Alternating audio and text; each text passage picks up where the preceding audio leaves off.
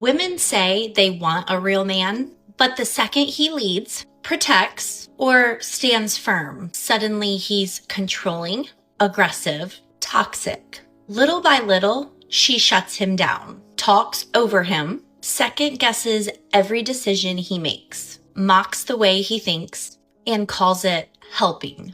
But what she's really doing is slowly cutting off the very parts of him she fell in love with.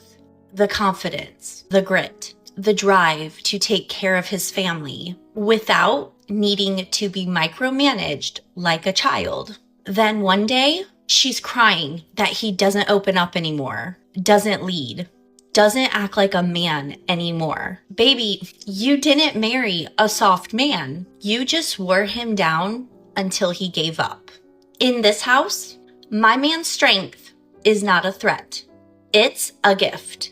I honor what makes him a man.